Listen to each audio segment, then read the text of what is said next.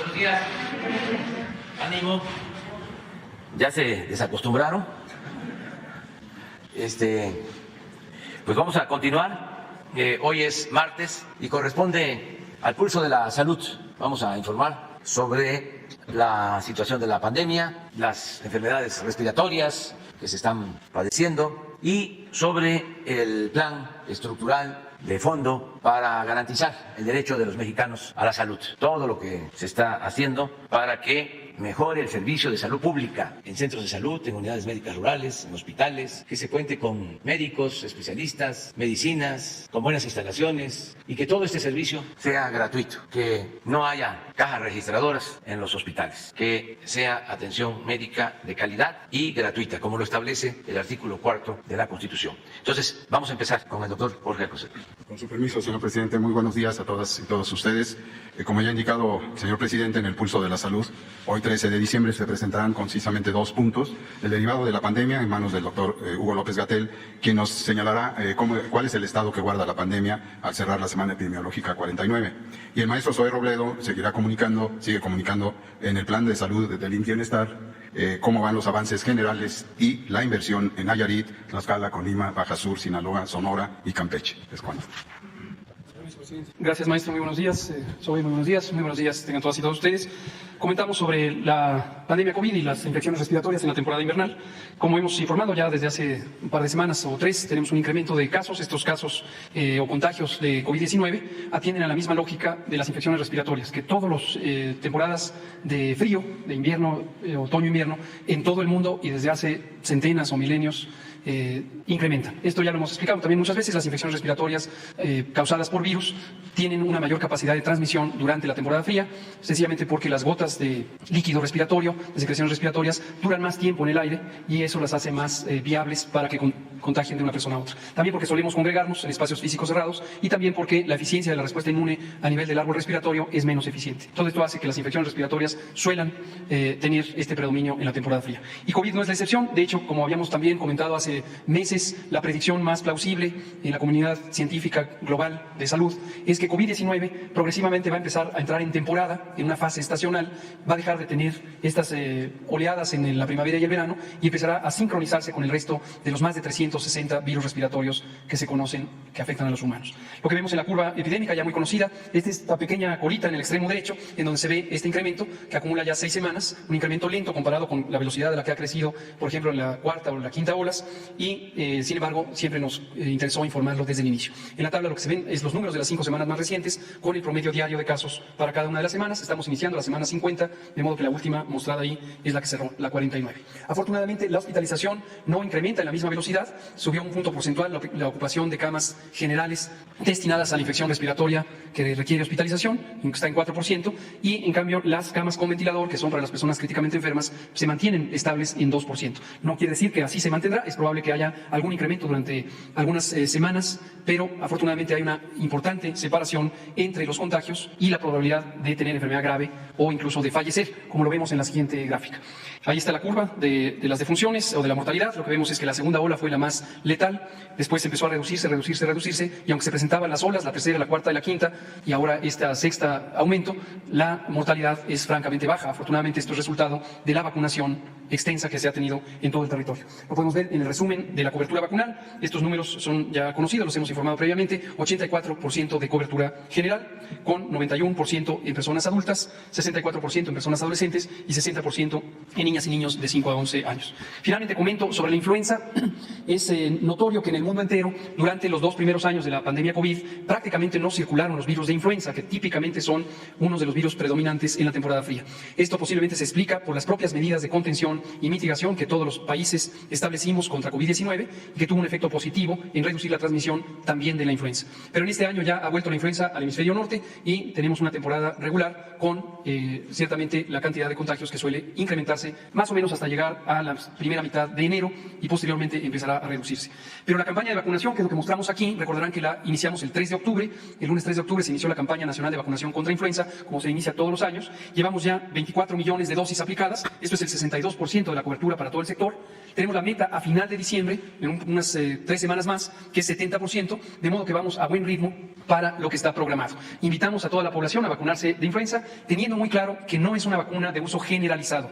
Es una vacuna que se destina a personas adultas mayores de 60 años, personas o niñas y niños que tienen menos de 5 años, entre 6 meses y 5 años, mujeres embarazadas, muy importante, mujeres embarazadas que se vacunen contra la influenza, y personas que tienen ciertas enfermedades que también hemos comentado muchas veces: diabetes, hipertensión, enfermedad cardiovascular o pulmonar crónica, o personas que tienen inmunosupresión. Esto lo enfatizo porque lo que vemos generalmente, no solo este año, sino en general, es que las personas jóvenes, saludables, acuden a los puestos de vacunación contra influenza, y esto les quita la oportunidad a las personas que realmente se benefician de la vacuna contra influenza, que son los grupos de población que he mencionado. Las personas jóvenes saludables no hay necesidad de que se vacunen, dado que la vacuna no protege contra la infección, lo que hace es proteger contra el riesgo de complicaciones y de muerte. Y este riesgo es notoriamente más amplio en las personas con las enfermedades que mencioné o los extremos de edad. Por último, recomendaciones generales, las hacemos periódicamente todas las temporadas invernales, no es la excepción en esta: vacunarse. Si estás enfermo, quédate en casa, preferentemente para que no contagies a tus compañeras o compañeros de trabajo o de escuela o amistades. Estornudar correctamente, hemos hablado múltiples veces del estornudo de etiqueta: taparse con el ángulo del codo y no con las manos. Lavar las manos frecuentemente, limpiar las superficies. En las superficies pueden permanecer los virus respiratorios y ser un mecanismo indirecto de contagio. Y finalmente, el cubrebocas, no hay necesidad de debatir, es útil para los espacios públicos cerrados, particularmente muy cerrados como el transporte. Su utilidad se va perdiendo conforme se trata de un espacio más ventilado o al aire libre. Muchas gracias.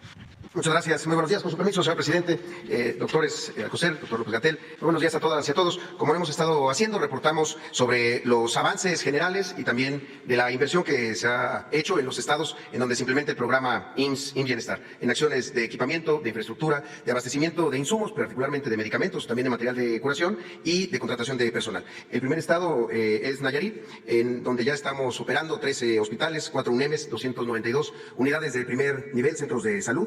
Contamos en Nayarit con 1.079 médicos especialistas, lo que equivale al 97% de la cobertura en todos los turnos y en las especialidades que tenemos en ese estado, y 1.542 compañeras y compañeros de personal de enfermería, con lo que se cuenta un 98% de cobertura. El abasto está ya al 99%, llegó hasta el 78% cuando tomamos ese estado, estamos ya en 99%, y la inversión total para el 2022 para Nayarit de este programa es de 936 millones de pesos, de los que se han ejercido 97%. El siguiente estado es Tlaxcala, en donde estamos operando en 10 hospitales, una UNEM, son unidades de especialidad médica, salas de hemodiálisis, centros oftalmológicos, 181 unidades de primer nivel. La cobertura de médicos especialistas es de 1.154 médicos especialistas y generales, con lo que cubrimos el 91% de la necesidad en este estado, y 1.350 compañeras y compañeros de enfermería, con lo que se cubre un 92% de la necesidad en todos los turnos. El abasto está al 96% en recetas surtidas, y la inversión del programa en el estado de Tlaxcala es de 520 millones de pesos, de los que se han ejercido ya 92%. En el caso de Colima, que es nuestra tercera entidad, operamos en 5 hospitales, una UNEM y 118 unidades de salud. Se cuenta con 641 médicos especialistas y generales, que equivalen al 82% de la cobertura, y en personal de enfermería tenemos a 919 compañeras y compañeros trabajando en estas unidades de atención a personas sin seguridad social, con lo que alcanzamos un 88% de la cobertura. El abasto en Tlaxcala está al 97% de las recetas surtidas, y la inversión en este estado para 2022 es de 403 millones de pesos, de los que ya se han ejercido el 71%. Baja California Sur, operamos 6 hospitales, 3 UNEMs y 58 unidades de salud de primer nivel. Se registra un 76% de cobertura de médicos especialistas y 60% de médicos generales y personal de enfermería. Aquí ya concluimos con la capacitación tanto en las unidades de primer nivel como en los hospitales, y el abasto alcanzó ya un 99% de surtimiento de recetas. El presupuesto para 2022 para Baja California Sur es de 310 millones de pesos, de los que se han ejercido ya 94%. En el estado de Sonora, donde el programa ya está operando en 17 hospitales y 223 unidades de primer nivel, se tiene un 68% de cobertura de médicos especialistas, 50% de médicos generales y personal de enfermería. Se ha hecho ya la capacitación del 100% del personal de primer y de segundo nivel. El abasto está al 98%, y la inversión en este estado es de 822 millones de pesos para 2022, de los que se han ejercido ya 68% del gasto. Esta semana, aprovecho para comentarles y compartirles, esta semana se concluyen procesos de adquisición de equipamiento en varias licitaciones públicas. Un fallo que que ocurrirá el miércoles, y otro la siguiente semana por parte del INSABI. En el caso de Sinaloa, tenemos una operación ya de 23 hospitales, 6 UNEMs, 340 unidades de primer nivel. Se tiene un 53% de cobertura de médicos especialistas, 43% de cobertura de categorías de médicos generales y personal de enfermería. Ya se capacitó también a todo el personal de primer y segundo nivel de atención. El abasto alcanzó un 96%. La inversión para Sinaloa para 2022 es de 692 millones de pesos, de los cuales se ha ejercido un 87% ya de este gasto. Y finalmente el estado de Campeche, donde se está operando, se cuenta ya con 11 hospitales, 133 unidades de primer nivel. Se tiene un 50% de cobertura de médicos especialistas, 53% de personal de medicina general y personal de enfermería. Se ha hecho ya la totalidad de la capacitación en los hospitales y estamos con un 9% de avance en la capacitación de las unidades de primer nivel, de las 133 unidades de primer nivel. El abasto pasó de 65% a 88% y el presupuesto destinado para Campeche para 2022 de este programa es de 638 millones de pesos, de los que ya se ejercieron 84% de ese gasto. Es todo por mi parte, señor presidente. Muchas gracias. Pero sí, vamos a los videos que pasan los lunes, pero ayer no hubo tiempo. Tren Maya, reporte de avances, 13 de diciembre de 2022.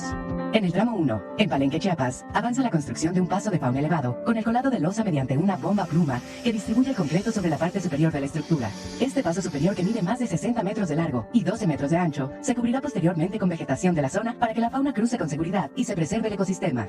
En el tramo 1 sigue también el tendido de ductos que dotarán de comunicación, energía y fibra óptica a toda la ruta del Tren Maya.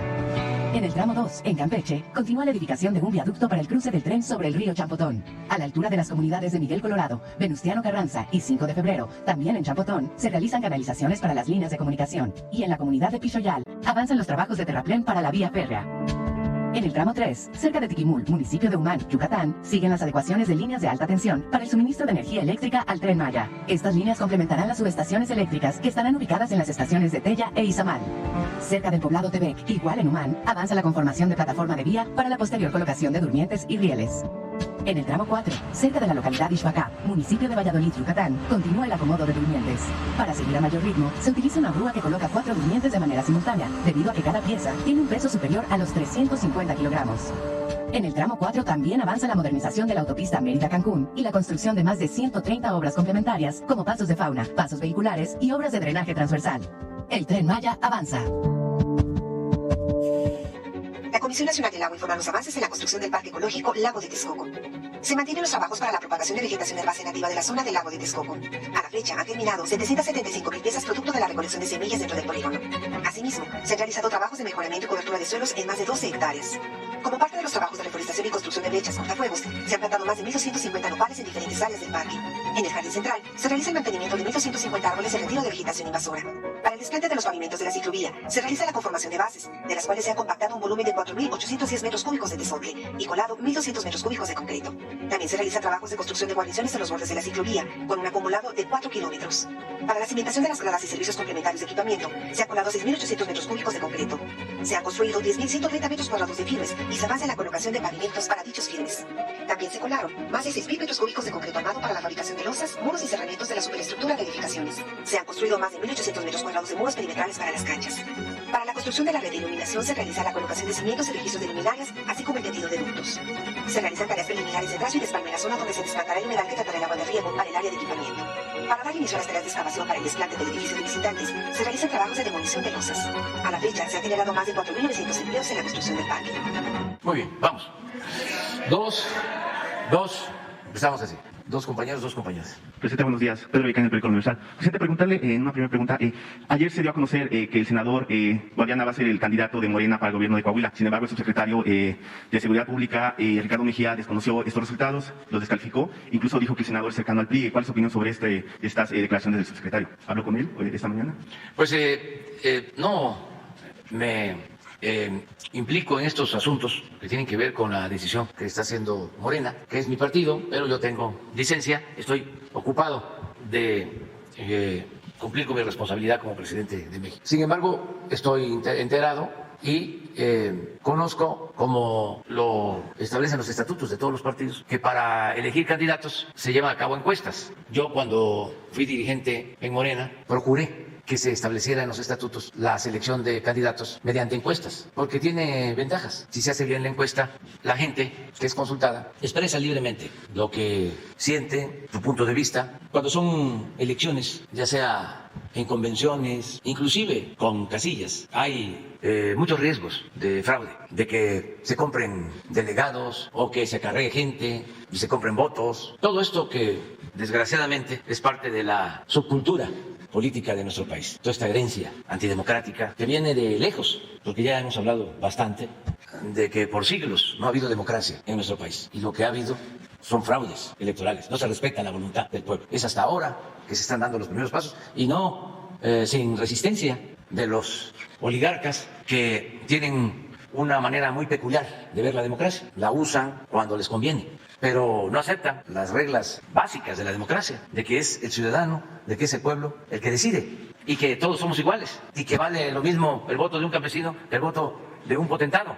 Eso no lo aceptan. Para ellos hay votos que cuentan y votos que pesan. Además, grandes electores que deciden por todos. Se llegó a decir en la época de Porfirio Díaz, fue una de las preguntas que le hizo el periodista Krellman a Porfirio, si pensaba que el pueblo de México ya estaba preparado para la democracia.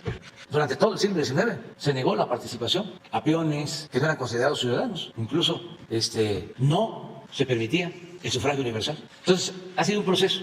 De ahí que para evitar fraudes se decidió por encuestas. Yo estoy totalmente de acuerdo con ese método. Y creo que el que participa en una encuesta tiene que aceptar el resultado. Hay veces que no nos gusta el que gana por alguna razón, porque no lo vemos joven o firme o francamente en favor de la transformación, pero no es nuestro punto de vista. Lo que decide o determina es cómo lo ve la gente. No, porque tengo información que se hace una encuesta por Morena y conozco a los que se hacen cargo de estos levantamientos, son incorruptibles, de gente honesta, pero además se hace acompañar por 2 o 3 encuestas y por lo general coinciden la que hace Morena y las espejos que se hacen con otras empresas. Así ha resuelto Morena pues todas sus candidaturas a gobiernos estatales, todas, y pues no le ha ido mal a Morena. Quiere decir que la gente pues no se equivoca o se equivoca menos que los dirigentes o los que se consideran grandes electores. Entonces hay que tenerle confianza a los ciudadanos y esa es la democracia. En ese sentido, entonces, ¿llamaría al subsecretario a reconocer los resultados? No, cada quien es responsable de sus hechos. Yo no me voy a estar metiendo a conciliar. Yo opino, porque se trata de la democracia y también de la unidad del movimiento transformador. Últimamente me ha gustado que en el caso de las expresiones que se están escuchando sobre los distintos precandidatos o prospectos a la presidencia de la República, hay mucha gente que dice yo estoy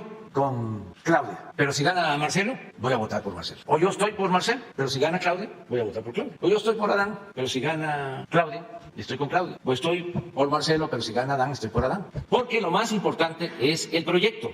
Y hay quienes dicen, y son los más avanzados, verdaderos demócratas que están pensando en la transformación y están pensando en la gente, en el pueblo, que es en lo que hay que estar pensando siempre, que dicen, yo voy a votar, independientemente del candidato, por la transformación, porque lo otro sería votar por el retroceso. ¿Quién va a votar por la corrupción? ¿Quién va a votar porque sigan sintiéndose dueños de México unos cuantos? ¿Quién va a votar porque se siga despreciando al pueblo? ¿Quién va a votar por el racismo, por el clasismo, por la discriminación? No, ya eso pasó a la historia, pero al basurero de la historia. Y desde luego, pues hay libertades, pero no es el tiempo de los conservadores corruptos. Ya pasó. Tuvieron su oportunidad, muchísimos años, décadas, y arruinaron al país y empobrecieron al pueblo. Ya la gente no quiere eso, no quiere más de lo mismo, quiere cambio, que continúe la transformación. Presidente, nada más para agotar este punto, ¿no ve ruptura, no ve que pueda haber un fracaso en Coahuila por estas críticas hacia la designación del senador Guadiana? No. Eso es lo que quisieran nuestros adversarios. Pero no pasa nada. Hasta en el caso de que alguien se inconformara y dijera, me voy, no pasa nada. Porque para tomar una decisión de ruptura, se necesita una causa. No se puede ser rebelde sin causa. Y si no hay elementos, no hay pruebas, sino nada más es porque yo quería, y yo soy muy importante, y como no me tomaron en cuenta, pues me voy. Además me están tirando un lazo, ¿no? Los del bloque conservador.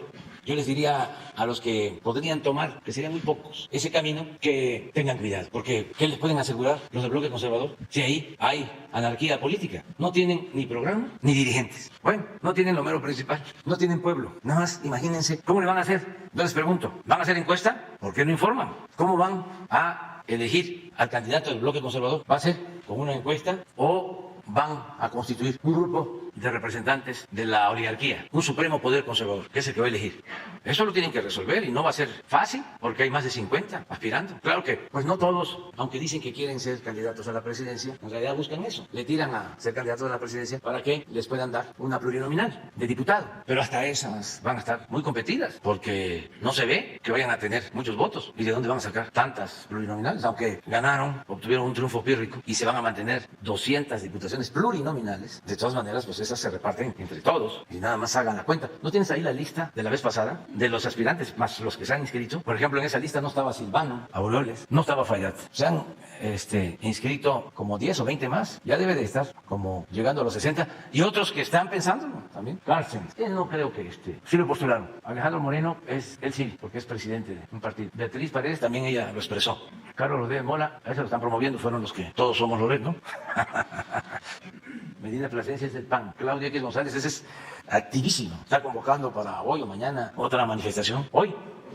Sí, ese sí quiere. Chumel, no sé, la verdad. Damián Cepeda, ese sí quiere, es del PAN. Dante Delgado, no sé si lo ha expresado. Demetrio Sodis, no sé. Denise Dresser puede ser. Diego Fernández, no creo. Álvarez y Casa, sí, pero son de los que andan buscando seguir ahí en las pluris. Alfaro, no creo. Miguel Enrique de la Madrid, sí, es un personaje muy especial porque no sé si él o el hermano, para que vean que sí tienen problemas los del bloque conservador para sacar candidatos. No sé si él o el hermano, en una ocasión, Carmen Aristegui le hizo una entrevista a Miguel de la Madrid, expresidente. Esto para los jóvenes, pues, porque ni modo que lo van a ver en un reportaje del Reforma, aunque ahí escribe Carmen Aristegui, pero ya ni lo menciona. Es muy interesante porque le hace una entrevista al expresidente Miguel de la Madrid y él le confiesa de que Carlos Salinas de Gortari dispuso, para usar la palabra más suave, de la partida secreta. Imagínense un expresidente declarando eso de su sucesor, que se habían quedado con la partida secreta y que el hermano de Salinas, Raúl, también estaba metido en cosas poco claras, deshonestas. Se arma un escándalo tremendo. Esa sí era nota, imagínense. Entonces, Emilio Gamboa, que había actuado como secretario particular de Miguel de la Madrid, y uno de sus hijos, creo que él, pero esto debe estar ahí en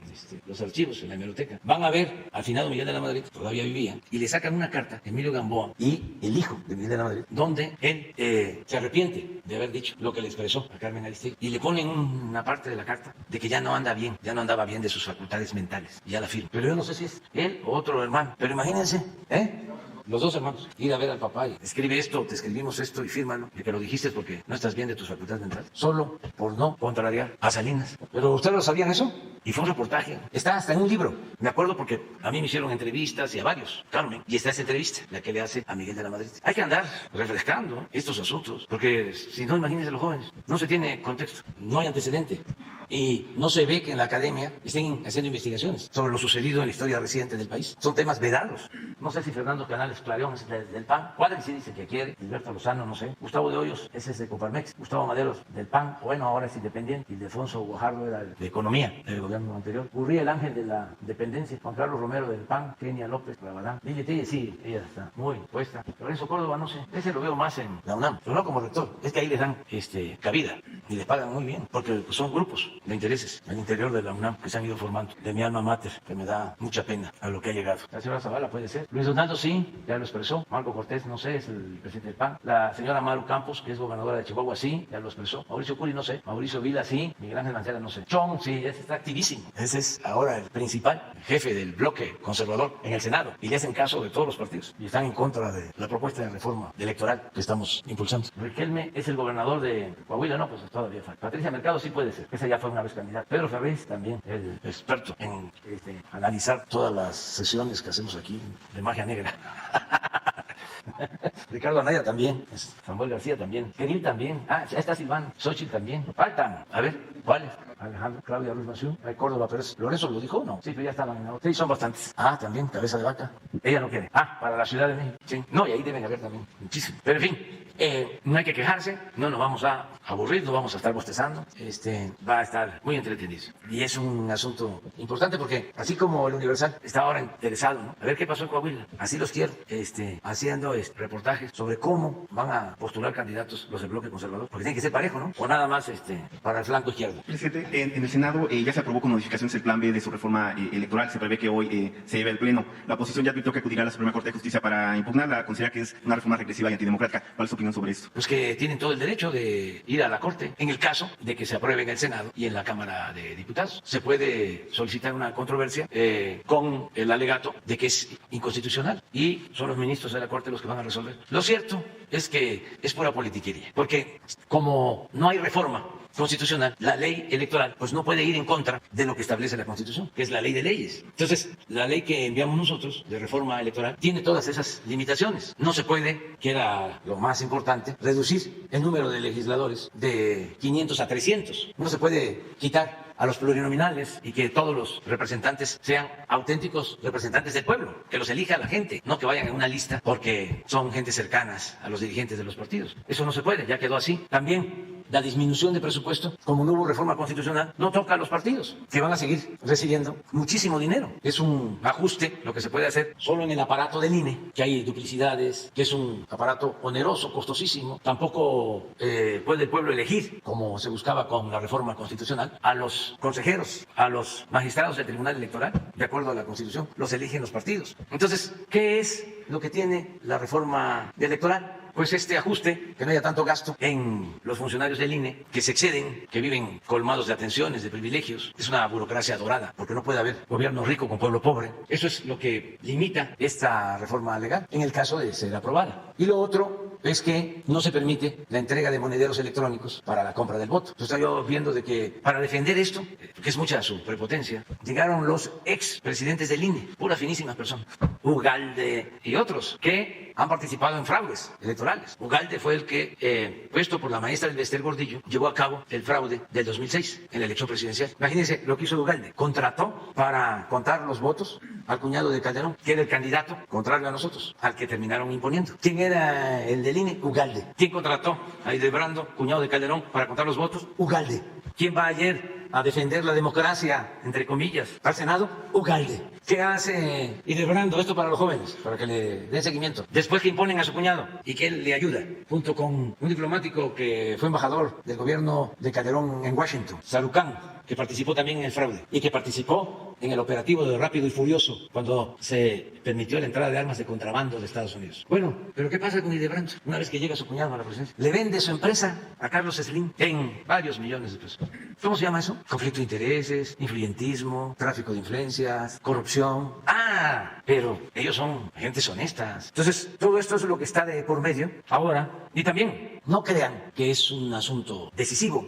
¿Por qué? No es decisivo, porque no depende de esa ley, del que haya democracia en México. Afortunadamente depende del pueblo solamente, y no pueden hacerlo, que ellos reformaron la Constitución para establecer que el voto del pobre vale la mitad de lo que vale el voto del rico. Pero eso ya no se puede. Lástima. Ya esas cosas no se pueden. Entonces, ¿quién es el actor principal en la democracia?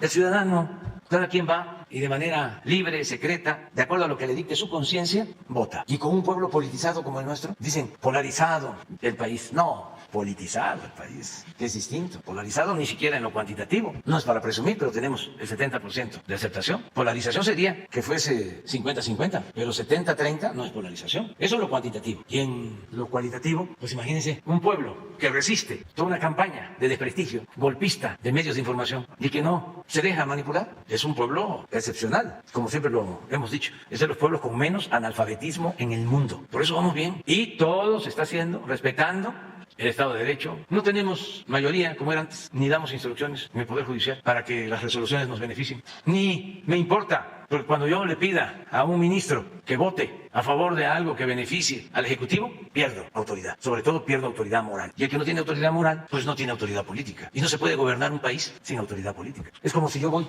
al Senado y les digo a los senadores, ayuden. No, cada quien tiene que asumir su responsabilidad. ¿Cómo actúan los ciudadanos? ¿Cómo actúa el pueblo? Yo estoy muy orgulloso porque cada vez que escucho opiniones de la gente o que leo algo en redes sociales, me siento muy satisfecho. O el día de la marcha, que 5 horas, desde las 9 de la mañana hasta las 3 de la tarde, en una marcha muy peculiar, porque no podíamos marchar, no podíamos caminar. Bueno, pero volteaba yo a ver así, alrededor, la mayoría jóvenes. Nunca en el tiempo que llevo luchando por la democracia, por la justicia, había participado en una marcha, en un acto, con tantos jóvenes. Era yo feliz. Imagínense lo que pensaba. No, pues ya tenemos relevo generacional. Esto ya se echó a andar. ¿Cómo lo van a detener? Si está acá, tiene un cambio de mentalidad. Entonces, vamos bien, pero a ver, ¿cuál otra? Presidente, por último, en el tema de Perú, la oposición asegura que usted está interfiriendo en la crisis que vive este país, el apoyo que ha dado al ahora depuesto presidente Pedro Castillo. También se ha criticado el papel que ha tenido la embajada mexicana. ¿Está interfiriendo usted en esta situación del país? No. Lo acusa la oposición. No. Y si me permite también saber... No, pero sí quiero aclararte algo.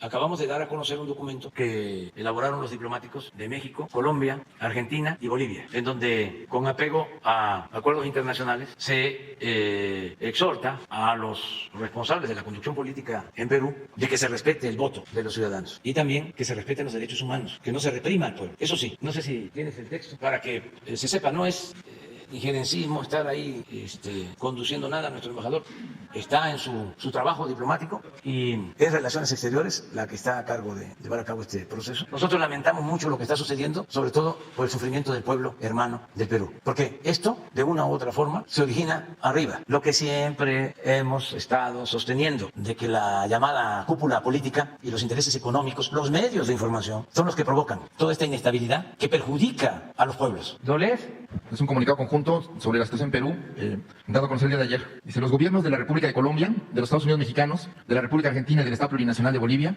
expresan su profunda preocupación por los recientes sucesos que resultaron en la remoción y detención de José Pedro Castillo Terrones, presidente de la República del Perú. Para el mundo no es novedad que el presidente Castillo Terrones, desde el día de su elección, fue víctima de un antidemocrático hostigamiento violatorio del artículo 23 de la Convención Americana sobre los Derechos Humanos, Pacto de Costa Rica, aprobado el 22 de noviembre de 1969, para luego ser objeto de un tratamiento judicial de la misma manera, violatorio del artículo 25 de la mencionada convención. Nuestros gobiernos hacen un llamado a todos los sectores involucrados en el anterior proceso para que prioricen la voluntad ciudadana que se pronunció en las urnas. Es la manera de interpretar los alcances y los sentidos de la noción de democracia recogida en el Sistema Interamericano de Derechos Humanos. Exhortamos a quienes integran las instituciones de abstenerse de revertir la voluntad popular expresada con el libre sufragio. Solicitamos de las autoridades que respeten a cabalidad los derechos humanos del presidente Pedro Castillo y que se le garantice la protección judicial en los términos consagrados en el artículo último citado. Ese es el documento. Entonces, ¿no hay reconocimiento a la presidenta que ha nombrado el Congreso de Perú, a Dina Boluarte? Es que lo del reconocimiento no existe en la diplomacia mexicana. Es contraria a nuestros principios de política exterior. Haciendo un poco de historia, cuando se daba un golpe de Estado en México o se llegaba al poder mediante las armas o a través de una invasión a nuestro territorio, siempre se buscaba el reconocimiento en el extranjero. Ayer que vino el representante del presidente Biden, hablábamos de eso, que nosotros no podemos olvidar que nos invadieron militarmente gobiernos de Estados Unidos y que nos arrebataron más de la mitad de nuestro territorio. Pero también se tiene que tomar en cuenta que el presidente Lincoln nunca reconoció la invasión francesa a nuestro país, ni reconoció a Maximiliano. Como también se debe de considerar que el presidente Franklin Delano Roosevelt fue muy respetuoso de la decisión patriótica que tomó el general Cárdenas cuando expropió el petróleo. Pero lo de los reconocimientos no tiene que ver con nuestra política exterior. No aceptamos, por ejemplo, lo que fueron los llamados tratados de Bucareli, que para que Estados Unidos nos reconozca, tenemos que someternos a sus pretensiones. Es una doctrina de política exterior en México. O sea, ni para bien ni para mal, no existe en México lo de reconocimiento a ningún gobierno extranjero. Entonces, lo que está haciendo nuestra diplomacia es analizar los acontecimientos que se están presentando, unirnos con otros países para buscar una salida democrática sin violación de derechos humanos al conflicto de Perú y expresar nuestra solidaridad con el pueblo hermano de Perú, que no debe de ser víctima de represión. ¿Restituir al presidente Castillo? Es que ganó el presidente. Lo que plantea el convenio es que se debe respetar la voluntad del pueblo que lo eligió, reconocer que ganó democráticamente y que no se le puede destituir. Que eso de origen, aunque esté en la Constitución peruana, tiene un problema, una falla antidemocrática de origen. Esta es la historia de muchos años de inestabilidad política. Todo esto de que van haciendo las constituciones, van haciendo las leyes a modo. Lo que aquí pasó también, no es que se olvide. Todo el periodo neoliberal, todas las reformas que se hicieron fueron para favorecer a una minoría y para afectar al pueblo. Todas las reformas. Si quieren las revisamos. Ayer, por ejemplo, estaba yo contento, porque aparte de que se celebraba el Día de la Virgen de Guadalupe, ya estos corruptos habían agarrado el 12 de diciembre para tomar decisiones contrarias al pueblo y a la nación. Un 12 de diciembre de 1980, cuando aprobaron el FOBAPROA, 98. 12 de diciembre de 1998 convirtieron las deudas privadas de unos cuantos en deuda pública, endeudaron al país. Todavía hay una deuda de entonces. ¿Cuántos años han pasado? Más de 20. Una deuda de 1 billón de pesos. Y se han pagado más de otro billón de intereses. ¿Cuándo lo hicieron esto? ¿El PRI y el PAN? 12 de diciembre 1997, 98. 12 de diciembre del 2014 o 13, 14. 12 de diciembre. ¿Aprobaron? La reforma energética, la entrega del petróleo a extranjeros. 2013. Entonces ayer yo estaba contento. No hubo nada. Ya no pueden, ni podrán. Es que no hay normalidad política en Perú. No se trata de decir va a haber relaciones. Está la gente en la calle, que también, dicho sea de paso, no se informa. Los medios no informan. Si fuese en Venezuela o en cuál otro país, a ver, en Cuba, ¿no? Nicaragua, cualquier país o cualquier otro, Colombia, en México, bueno, si aquí no pasa esas cosas, toco madera, y de todas maneras inventan y están hablando de pon tus barbas a remojar, Andrés Manuel. Nada más que se les olvida de que aquí manda el pueblo, aquí decidimos que todo el poder y todo el presupuesto al pueblo. Entonces ya no es como antes, que el poder y el presupuesto era para los de arriba, para los potentados. Entonces por eso los que ya tienen tiempo, que no solo tienen las barbas en remojo, sino que ya fueron afeitados, son los que no pagaban impuestos, los que gozaban de privilegios. Que por cierto, no generalizo porque hay muchos empresarios que están totalmente de acuerdo en que se acabe el régimen de corrupción, de injusticias y de privilegios. Pero hay otros que no, se acostumbran y se enojan y se inconforman. No saben que es bueno hasta para ellos el que se acabe la corrupción y el influyentismo. Es que es muy importante vivir en una sociedad mejor, sin corrupción, sin discriminación, sin injusticias. Es bueno para todos. Cuando empezamos a hablar de que por el bien de todos, primero los pobres, no lo entendieron. Pero la frase es muy clara. Lo que pasa es que se obnubilan. Pero es por el bien de todos, primero los pobres. Pero no alcanzan a entender eso. ¿De la alianza? ¿Estamos en México? No sabemos todavía. Por lo mismo, hay que esperarnos. Pues está en pausa, en espera de lo que suceda y ojalá se busque una salida democrática. No. Sí, lo acabamos de decir en el documento, hasta que allá lo resuelvan en términos de legalidad. Bueno, vamos contigo, porque si no el Universal y el Financiero Buen día, van a tener esa nota. Buen día, presidente, secretario. No se retira la embajada, sigue siendo Pedro Castillo el presidente. ¿Cuál es la otra? La pausa.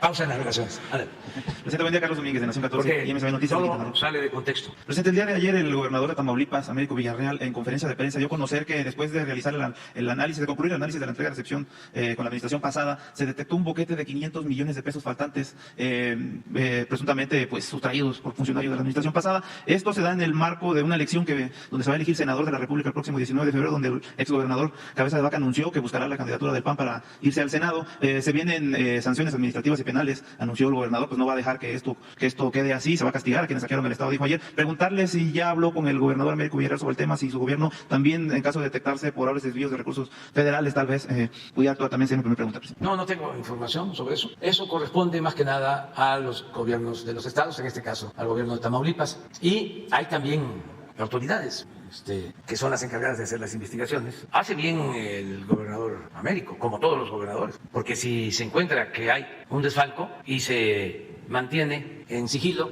en secreto, si hay encubrimiento, pues se cae en la complicidad.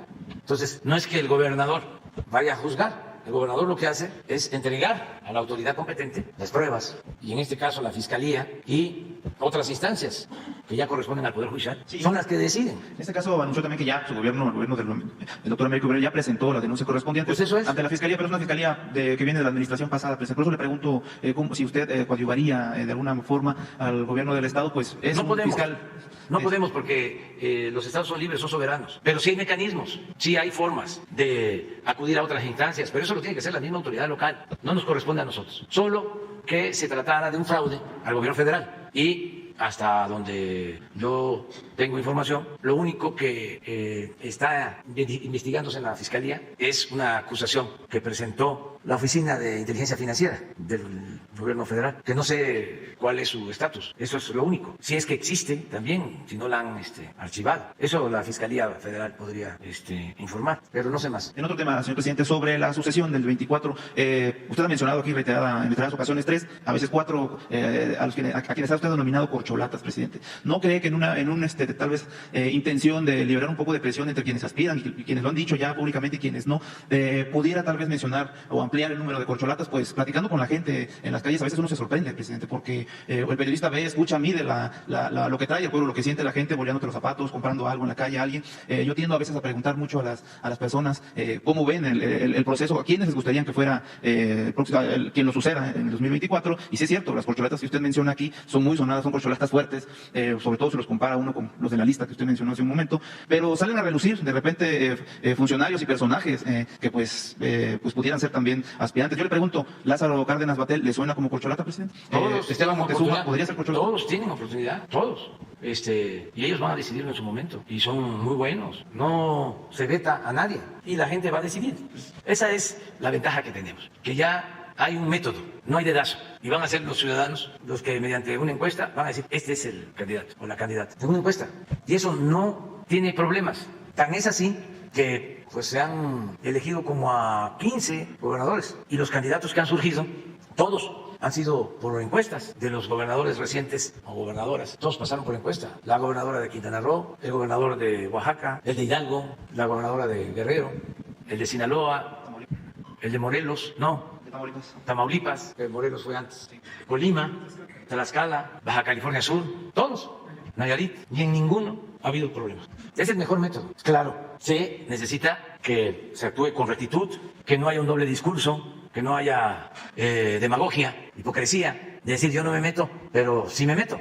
No, si es legal, legítimo, limpio, no hay problema. Y la encuesta no falla, si se hace bien, no falla. Es el sentir de la gente, es el sentir del pueblo. Entonces, eso es muy bueno, porque lo otro es confrontación, acarreos, compra de votos, y acá es la encuesta. Y también está la gente tan politizada que el que se pasa, la misma gente lo pone en su lugar. Y ahora estoy también viendo eso que les comentaba, de que la gente dice, estoy con Claudia, pero si gana Marcelo, Marcelo. Estoy con Marcelo, pero si gana Claudia, Claudia. Estoy con Adán, pero si gana Marcelo, Marcelo. Estoy con Claudia, pero si gana Adán, Adán. Y lo mejor de todo, los que están más cerca de mi pensamiento y de mi manera de pensar, de sentir, de mis sentimientos, son los que dicen, yo voy a votar por el proyecto, porque continúa el proyecto. Y les digo una cosa, también a todos, y lo hago con absoluta responsabilidad. Cualquiera de los que se están postulando, cualquiera de ellos haría un buen papel. Es una dicha enorme tener la posibilidad de un relevo con gente profesional,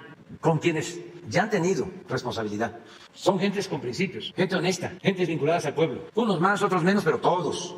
O sea, puede ser que en sus posturas unos estén más a la izquierda, otros menos, más al centro. Sí, pero son muy buenos para gobernar este gran país en beneficio de este noble pueblo. Y esto debe de servir también para que se tome en cuenta que no cualquiera puede ser político, y mucho menos tener un cargo de responsabilidad como el que implica ser presidente de México. No cualquiera. No, es que es un actor muy famoso. Sí, ese puede ganar, o lo pueden hacer ganar con una campaña mediática. ¿Y cómo va a gobernar? Por lo general, no tienen ni siquiera conocimiento de la historia del país. Es que es un científico. Pues sí, pero no. Este es otro oficio.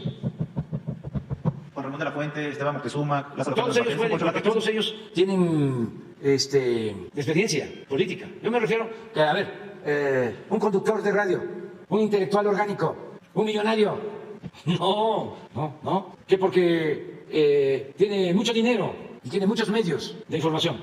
No. La gente no acepta eso, ya es otra cosa. Pero sí, lo que tú dices, mencionaste a Lázaro, mencionaste a Juan Ramón, mencionaste a Esteban, todos pueden. Y la ventaja es de que hay muy buenos en el flanco izquierdo, en el movimiento de transformación. En otro tema, presidente, el día de ayer el titular de la Secretaría de Infraestructura, Comunicaciones y Transportes, Jorge Nuño, dio a conocer que se reunió con un grupo de expertos de la Administración Federal de Aviación de Estados Unidos, o FAA, por sus siglas en inglés, para comenzar los trabajos de recuperación de la categoría 1 de seguridad aérea en el país, perdida en mayo del 2021. El secretario augura que podría ser para abril de 2023 que se regrese a México a la categoría 1. Preguntarle si estas expectativas, o cómo lo ve, podrían cumplirse, sí o no, presidente. Sí, están viendo eso. En efecto, fue a Estados Unidos Unidos con un equipo y vienen ahora expertos de aviación de Estados Unidos a México y se está buscando llegar a un arreglo para resolver lo de la categoría, pero vamos a esperar a ver qué resulta. De todas maneras, hay mucho movimiento en la aviación en el país. Tenemos, por ejemplo, llegadas y salidas récord en Cancún, 620 vuelos diarios.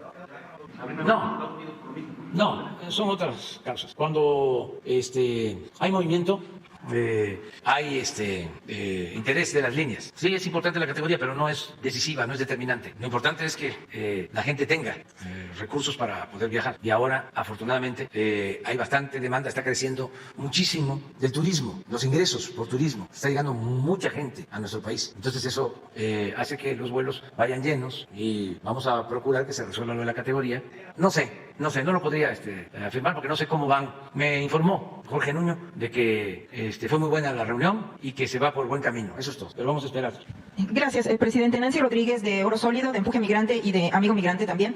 Presidente, tuvimos oportunidad de estar en el corazón de las barrancas en Chihuahua, allá en Huachochi, y bueno, estuvimos con la comunidad porque fuimos invitados por la comunidad Rarámuri, que son los productores del pinolillo Rarámuri. Presidente, en primer lugar, pues no nos han tomado la llamada en la Secretaría de Agricultura antes de la pandemia. Usted dio la instrucción al secretario de Agricultura para que pudiera ver qué apoyo se le pueden dar a toda esta comunidad para la producción de este producto. También en el IMSS, en el ISSSTE, quedamos de tener una entrevista para ver la posibilidad de que también se meta estos productos de rarámuris, de nuestras comunidades rarámuris. Y, presidente, también hay una presa allá en Huachochi, en la comunidad de Rochachi, del municipio de Huachochi, que se hizo en la administración de César Duarte. Se empezó a construir, fueron casi 100 millones de pesos, y bueno, pues es ahorita un lago, presidente. Tuve la oportunidad de estar ahí, me metí al túnel, pero pues es un lago, no opera, no tiene maquinaria, no tiene mangueras, no tiene luz. Esto fue al final del gobierno de César Duarte, y bueno, pues Conagua dice que ya está terminada, pero pues pasó el gobierno de Javier Corral, y pues no se echó a andar. Ahorita con la nueva administración tampoco se echó a andar, porque en los papeles pues se dice que ya está operando esa presa, y pues no es así. No sé usted qué información tenga al respecto. Esto es en cuanto a el municipio de Huachochi. Pero también, presidente, nos han venido a ver aquí afuera, como ahorita están los trabajadores de limpia aquí pidiendo a ver si se les recibe, porque traen un conflicto ellos. También nos vinieron a ver unos de una comunidad que se llama San Juan el Sabino, municipio de Chapantongo, Cerro Azul, y San Pablo Oxtotipán, municipio de Alfajayucán, estado de Hidalgo. Presidente, ellos aquí me están entregando el documento que en el diario oficial ya salió, el que ellos pueden construir una presa. Incluso el presupuesto ya se había dado, ya se entregó el presupuesto al municipio, y pues desapareció el dinero, presidente. Entonces le están pidiendo si podrían revisar este caso, porque ellos están muy interesados y muy enterados, presidente, acerca de su plan sobre pues la autosuficiencia alimentaria. Entonces ellos quieren participar en esto, pero pues quieren ver dónde está el dinero y por qué no se ha construido esta presa en este municipio. Aquí también le traigo los documentos, presidente. Otra cosa, también allá en el estado de Veracruz, usted sabe que pues anteriormente, con estos gobernadores que había antes de la actual administración, pues había mucha corrupción. Fíjese que también nos vinieron a ver, hay algunos pobladores allá en específico que han sufrido extorsión por parte de la policía ahí en Veracruz. Incluso algunos los han, por ejemplo, está el caso del señor Eduardo Castillo Esquivel, que lo acusaron de haberse robado su automóvil, o sea, su propio automóvil. Y bueno, pues ya lo liberaron, pero los policías lo siguen extorsionando porque no le han entregado el coche, ya tiene varios años. Entonces, bueno, pues dice que ya ha acudido a todas las instancias locales y que no le han hecho caso. También si hay la posibilidad de que los pudiera recibir. Otra cosa, presidente, fíjese que ahora con la pandemia, desgraciadamente, pues hay muchas empresas que sufrieron pérdidas, ¿verdad? Y tuvieron problemas de liquidez. Entonces, por ejemplo, estas empresas que, como dice usted, tienen muchas agarraderas, el grupo Autofin, bueno, pues está incumpliendo con sus trabajadores, está incumpliendo con sus proveedores. El señor Alejandro Plata Guerrero los ha denunciado porque, bueno, pues adeudan muchísimo y pues ponen de pretexto que, bueno, pues la pandemia, pero no les han pagado ni a sus proveedores ni a sus trabajadores. Y bueno, son pocos los que se han animado a denunciar porque pues tienen muchas agarraderas, estos de Autofin, grupo Autofin, presidente. Y ya por último, perdón, pero bueno, pues esa es mi última participación del año porque después de 15 días ya no nos dejan participar, presidente. Fíjese que les tengo esta denuncia, presidente, es muy delicada. Es de un hermano migrante de Atlanta, Georgia, Sinué Santibáñez Aguirre. Presidente, yo sé que esto seguramente usted ya está enterado, pero pues quisiera que les aclarara a todos ellos, nuestros los hermanos migrantes. Fíjese que él estuvo mandando sus remesas, un total de 343,000 pesos desde el diciembre de 2021, se los desaparecieron del Banco del Bienestar. Entonces, seguramente usted ya tiene algunos registros de este tipo de fraudes. Esto es en Orizaba, sin nombre, Las Rosas, San Lucas, en Michoacán. Entonces, bueno, pues su esposa es la que ha estado yendo a denunciar esto, pero pues él desde Estados Unidos pues le pide su apoyo. ¿Qué se puede hacer para rescatar estos ahorros? 343,000 pesos, y yo estoy segura que no es el único, presidente. Y pues ya por lo pronto. Gracias. Esto último lo vamos a analizar. Es raro porque el Banco del Bienestar no está distribuyendo remesas, no recibe ni distribuye remesas. El Banco del Bienestar tiene como función principal dispersar los fondos de los programas de bienestar. De todas maneras lo vamos a investigar para ver de qué se trata. Nos vas a dejar la información. Ya cerraron la sucursal, por eso es que también a él le angustió muchísimo, porque cerraron la sucursal, es esta sucursal, dice: mi nombre es Anita González González, señalo mi domicilio, Orizaba, sin número, Colonia Las Rosas, San Lucas, Michoacán, el municipio de Huetamo. La sucursal la cerraron, presidente, entonces ya no. Está muy raro. Porque sí, a mí también se me hizo muy raro. Sí, San Lucas es allá, casi en los límites con Guerrero, es Michoacán, es tierra caliente, conozco bien. Y allá lo que hay, si ya está operando, es un Banco del Bienestar que solo distribuye apoyos para adultos mayores, para personas con discapacidad, las becas, pero no tiene un sistema para distribuir remesas. De todas maneras lo vamos a investigar. Qué bueno que nos dejas esta información. Sí, presidente. Y también sabe que, presidente, Por eso no hay otros casos. Exacto. O sea, porque no están dedicados a eso.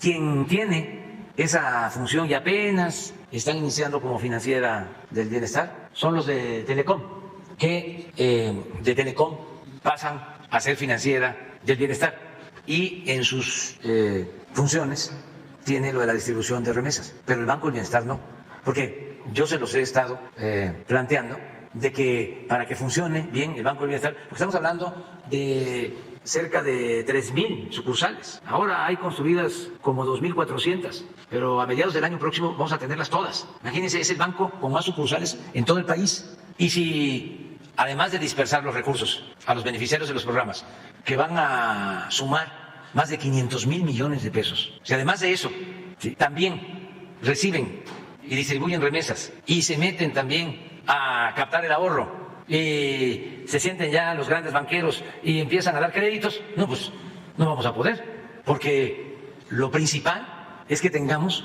un mecanismo de dispersión de los fondos de los programas de bienestar para que no haya intermediación y no se pague en efectivo para evitar la corrupción, sino que sea con tarjeta. Pero todo esto es complejo. Ahora aprovecho y no tarda y vamos a tener aquí a Ariana, que es la encargada de la Secretaría de Bienestar, que va a explicar de cómo se están mudando las cuentas para recibir los apoyos de adultos mayores de bancos como Bancomer, Banamex, cualquier banco, al de bienestar. Y se requiere que la gente esté muy informada, que no se preocupen, porque hasta que tengan ya su cuenta en el Banco del Bienestar, se va a hacer el cambio. Mientras van a seguir recibiendo su apoyo en el banco al que se le deposita actualmente su apoyo. Pero es información porque estamos hablando de que el Banco del Bienestar, con todas sus sucursales, va a atender a más de 25 millones de beneficiarios. Entonces, es toda una estrategia, imagínense, para que las empresas que distribuyen los valores, el dinero, para estar alimentando a los cajeros, que no es en las ciudades, sino que tienen que ir hasta los pueblos más apartados. Luego, que no se cobre todo o que no se vaya al banco en una semana, sino buscar calendarizar para que nunca falte el dinero. Es toda una estrategia que se está llevando a cabo. Entonces, por eso nos dejas esa denuncia y aquí te vamos a informar. Sobre lo de Chihuahua, también lo vamos a ver, lo de la presa. Esas son obras que se hicieron, que quedaron inconclusas, parte de la corrupción que imperaba, ¿no?, en Chihuahua, que por cierto están ahora queriendo perseguir a Corral, porque fue el que inició la investigación en contra de Duarte. Nada más decir desde aquí que estamos enterados y que no puede haber venganzas y que el asunto de Duarte tiene que ver con procesos de índole federal, no solo estatal, porque quienes juzgaron a Duarte ahora están siendo hostigados y se les acusa también así de manera muy peculiar de que aplicaron tortura psicológica Son nuevos conceptos, esto que le aplicaron al presidente del Perú, incapacidad moral. Y antes le habían aplicado otra. ¿La misma? Sí. Pero bueno, vamos a investigarlo a la presa. En el caso de Hidalgo, como el gobernador Menchaca, le vamos a pedir que nos ayude por lo de la presa, ver qué pasó con el dinero, qué le está entrando. Seguramente se trata de autoridades de otros tiempos. ¿Qué otra cosa planteaste? Lo de Veracruz, que están persiguiendo y extorsionando a Sí, estos señores. sí, al carro, que es su carro, y que vamos también a pedirle a Cuitlagua. Y lo de Autofin también. Y esta de empresa. Autofin lo vamos a ver. Son 5 asuntos. Sí. Y también, presidente, si me permite, ¿recordará usted la cooperativa Pascual? Sí. Bueno, pues fíjese que los directivos que se asociaron con, con un sindicato, la CROP, y también con un banco que hay un fideicomiso, pues está liquidando a los socios, a los cooperativistas, y sin avisarles, y pues ellos también están pidiendo que si puede usted apoyarlos o la Secretaría del Trabajo, porque pues los están engañando, los están liquidando y los están dejando fuera de la cooperativa. Sí, lo vemos. Esa es una cooperativa histórica, es un emblema de lucha del cooperativismo en México. Cuando estábamos estudiando, que los despidieron a los trabajadores, ahí andaban boteando y lograron salir adelante con su cooperativa. Cuando fui jefe de gobierno, después de que habían luchado mucho y que tenían ya sus plantas, además yo no sé ahora cómo estén sus Boeing. Sí, creció mucho pero la cooperativa. Me gustaba mucho el de Guayaba. Pero ahorita... Ya no sé cómo esté. El único asunto ahí es, a veces, ¿no? El azúcar. Pero sí es de Guayaba, ¿eh? No es agua negra ahí, que no sé, pero sabe uno ni qué contiene.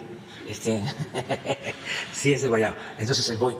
Entonces cuando llegué a la jefatura de gobierno, tenían un conflicto y los estaban expulsando de sus instalaciones.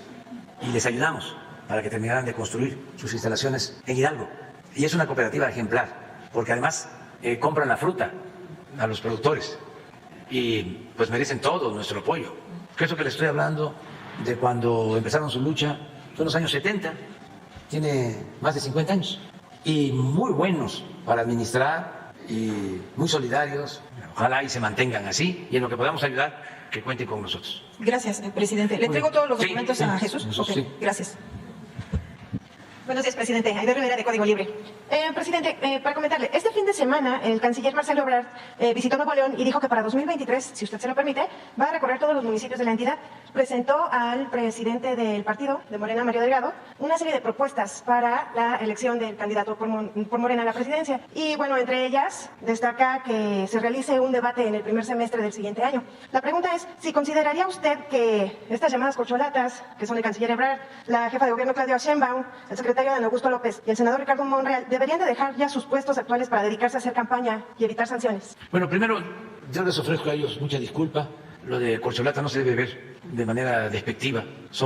Lo he dicho, mis hermanos, los quiero mucho, es gente de primera. Así seguramente los tratan nuestros adversarios. Yo usé lo de corcholata contando una anécdota y ya a partir de ahí se internalizó eso de las corcholatas, ¿no? Va a ser también muy difícil de quitar, pero yo creo que ellos saben que no lo hago yo para ofenderlos, y los respeto mucho y los estimo. Acerca de sus procesos, pues ellos tienen que ir viendo en Morena cómo ponerse de acuerdo. La ventaja, repito, es que son profesionales y son gentes muy responsables, con principios, no son ambiciosos vulgares. Y esa es una gran ventaja. Entonces se van a poner de acuerdo.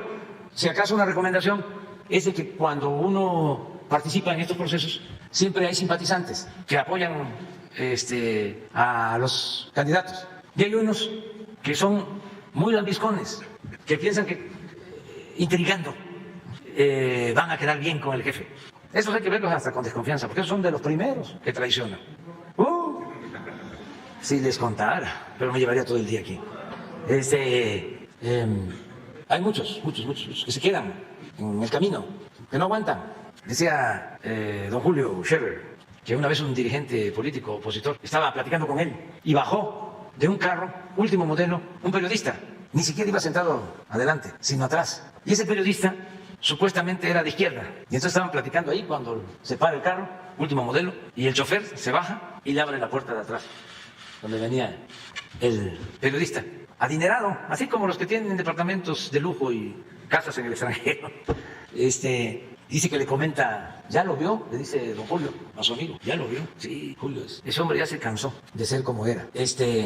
Hay quienes se cansan de ser como eran. Y puede ser que en un buen tramo de la vida pública sean consecuentes, pero ya al final, por alguna razón, traicionan o se traicionan a sí mismos. Por eso el juicio a los dirigentes se tiene que dar hasta el final, hasta que deja uno de existir. Porque hay gente que ha sido consecuente y en los últimos años empiezan a desviarse. Y también se dan los casos en que gente que estuvo en contra del pueblo, que fue conservadora, decide terminar su vida siendo consecuente. Entonces, esto es así. De modo que lo que se tiene que cuidar es que no haya pleitos, porque yo veo a Adán y a Marcelo y a Claudia y a todos, los veo muy amables y afectuosos entre ellos, respetuosos, pero siempre existe el diablillo. Hay un diablillo, ¿lo han visto en las redes?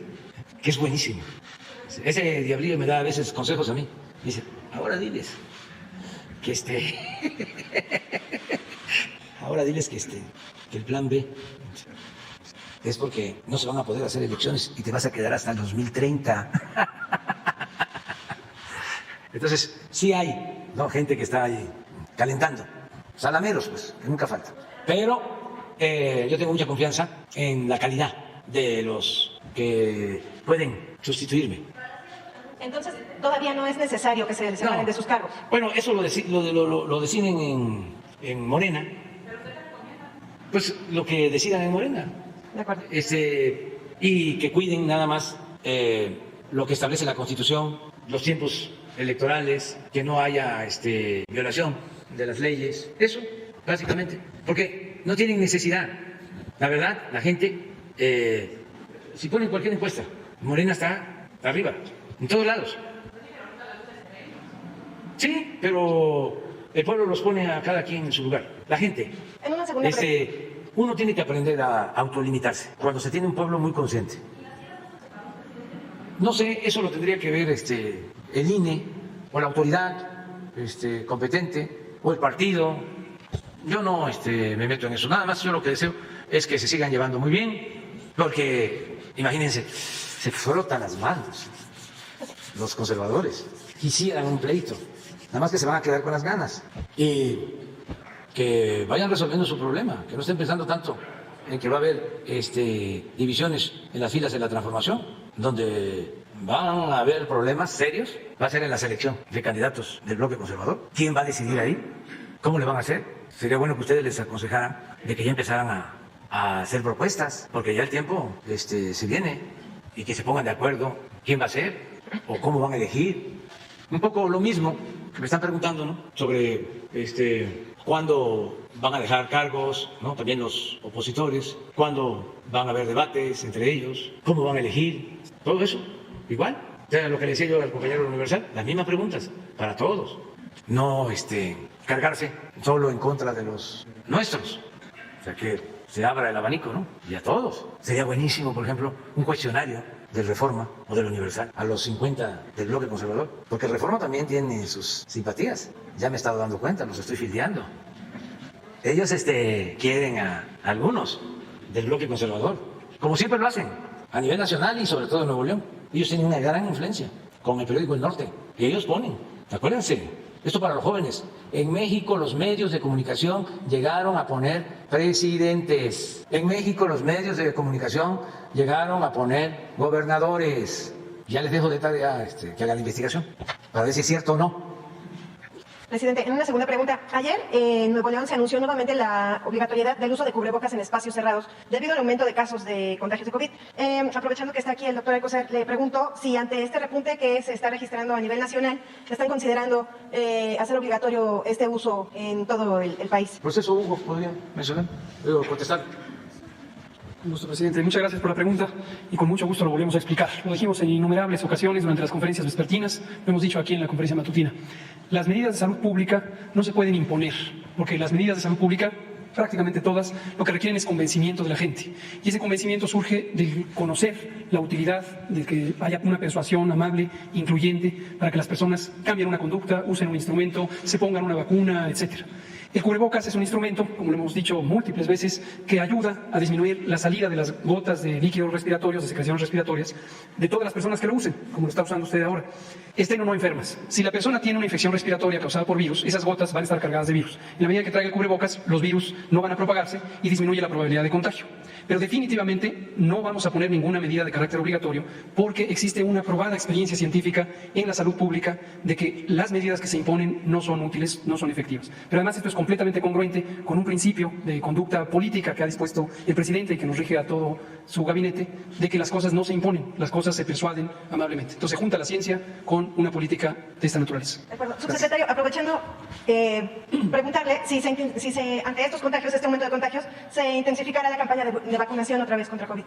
Bueno, lo que hemos comentado también, lo dije hace unos minutos, es las vacunas que se han puesto hasta el momento, en el caso de COVID, cubren 84% de la población desde 5 años en adelante, y la población que enfrenta los mayores riesgos ha quedado bien cubierta. Somos uno de los países que tiene altas coberturas de vacunación, incluso aquí en la subregión de América del Norte estamos en el grupo más alto, en el número más alto.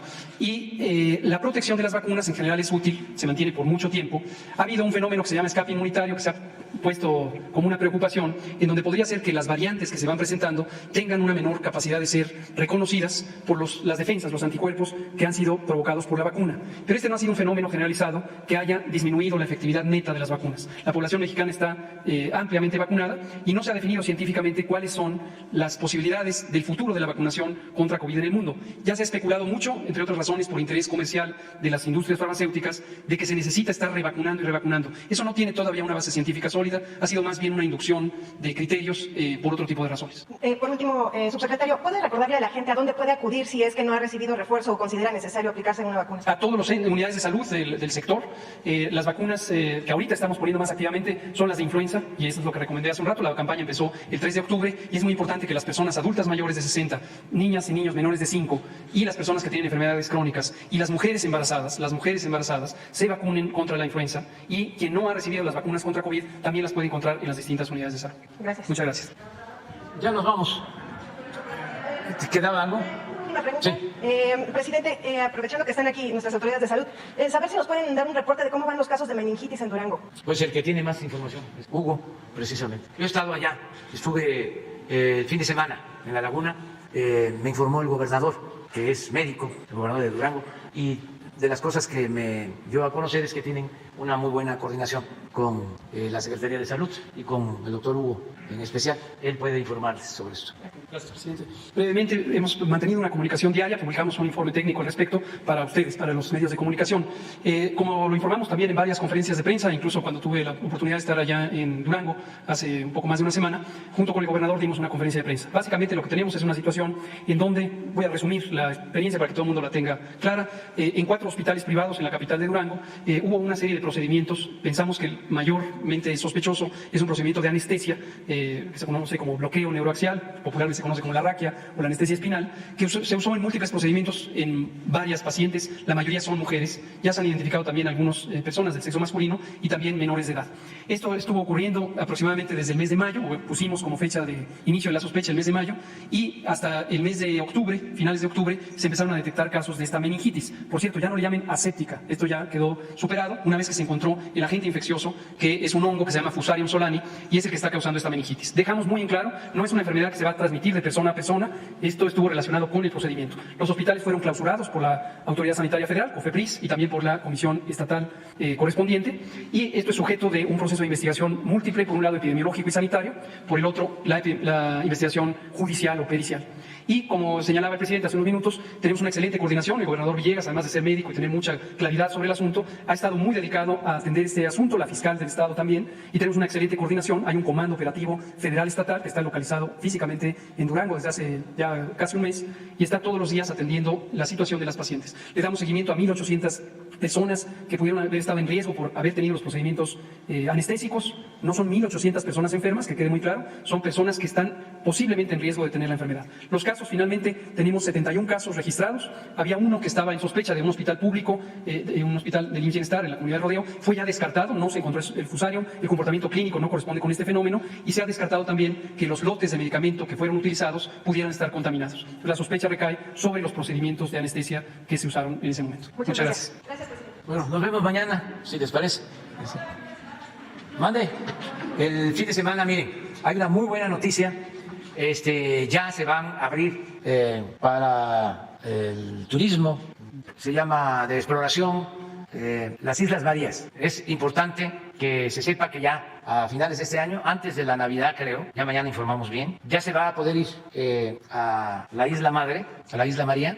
Ya se tienen las casas, ya está terminado el museo, se arreglaron todas las calles, hay manera de estar 2, 3 días, va a estar manejado por la Secretaría de Marina, van a haber vuelos y también ferries, se pueden embarcar en San Blas, es probable que en Mazatlán ya se tienen los ferries y es cultura. Es historia, allí estuvieron presos personajes pues excepcionales, ahí estuvo preso José Revueltas, escribió el libro Muros de Agua, que tiene que ver con las Islas Marías. Para más antecedentes, para los que les llame la atención, que estamos hablando de la cárcel, el penal más famoso de la historia de México, más temido, hay una película de Islas Marías que hizo Pedro Infante, para que se vayan preparando, pero lo principal es el libro de Revueltas, un gran escritor que estuvo ahí 2 veces como opositor, fue castigado por el régimen. Entonces, el viernes vamos a la inauguración, nos vamos a embarcar en San Blas y ahí vamos a la Isla María, la Isla Madre. Son 3, Isla Madre, Isla María, Isla Magdalena y Cleofas. Y estamos trabajando en la costa de Nayarit, también va a haber un muelle por las varas cerca de Compostela, en Nayarit, para también embarcarse, ahí va a quedar más cerca Cleofas y ahí va a haber un hotel. Estamos impulsando mucho todo lo que es la costa de Jalisco y Nayarit para el turismo, y aun cuando en esa zona están los hoteles pues, de más elegancia de México y de los más elegantes del mundo, también van a haber hoteles. Estamos construyendo uno para que pueda la gente ir y con la familia, todos desde luego ahorrando, ¿no? Pero sí buscando que haya acceso. Se compraron 2 ferries para más de 200 pasajeros, para ir desde la costa hasta las islas. Entonces vamos el viernes, nos quedamos a dormir allá y al día siguiente gira por Nayarit y por Sinaloa y Durango. Vamos a ver obras hidráulicas, el distrito de riego Alejandro Gascón Mercado, vamos a una comunidad marginada en la sierra de Durango, hice el compromiso de visitarlos, y vamos a la presa de Picacho, que estamos haciendo un distrito de riego y también un acueducto para llevar agua al municipio de Concordia, y vamos a supervisar la construcción de la presa de Santa María, que aquí la vemos a veces los lunes, que ya lleva un avance de más del 70%, esa presa, que también va a generar energía eléctrica y va a regar tierras agrícolas, porque se está construyendo un distrito de riego. El propósito que tenemos es que cuando termine el gobierno entreguemos 100,000 hectáreas de riego para impulsar la actividad agrícola. En Sonora, porque ahí se está trabajando en el distrito de riego de los pueblos yaquis, en Sinaloa, en Nayarit, más los acueductos para el agua sana de la laguna, el acueducto del Cuchillo 2, para que no falte el agua en la zona metropolitana de Monterrey, y la presa del Zapotillo, en los altos de Jalisco, para llevar agua a Guadalajara. Son obras hidráulicas importantes que ahí poco a poco se van a ir dando a conocer, porque se está trabajando en todo. Es un plan integral. Se atiende lo que tiene que ver con el bienestar, pero se atiende también el campo, la pesca. Desde luego se está invirtiendo mucho en obras públicas, en infraestructura. Por eso no tenemos afortunadamente problemas de desempleo. Ya incluso hay escasez de mano de obra en algunos lugares, porque está creciendo la economía. Y ayer que hablábamos con los representantes del gobierno de Estados Unidos que vinieron, el encuentro con el presidente Biden va a ser muy importante por eso, porque vamos a proponer un plan para sustituir importaciones y producir en América, primero en América del Norte, pero en el mediano plazo, en toda América, lo que consumimos. Y esto va a significar inversiones y muchos empleos. Es muy optimista la situación económica del país. O sea, hay mucho optimismo. Ya están instalándose muchas empresas que estaban en Asia, se están mudando a México, y esto es bastante favorable. Más 2 planes también importantes, uno que tiene que ver con una alianza para el bienestar de todos los pueblos de América Latina y el Caribe, y otra alianza para vernos en América Latina y en el Caribe y en todo el continente como aliados, y que se respete la soberanía de los pueblos, la autodeterminación de los pueblos. Es un planteamiento general para esta visita del presidente Biden. Le agradecemos mucho porque tuvo la gentileza de enviarnos una carta. Ayer se cumplieron 200 años del inicio de nuestras relaciones diplomáticas con Estados Unidos, y para ellos y también para nosotros, desde luego, es muy importante esta fecha, y somos más amigos que antes. Y nuestras relaciones económicas y comerciales son de primer orden. Somos los principales socios comerciales en el mundo, México y Estados Unidos. Entonces vamos bien, muy bien. Sí, de aquí nos vamos.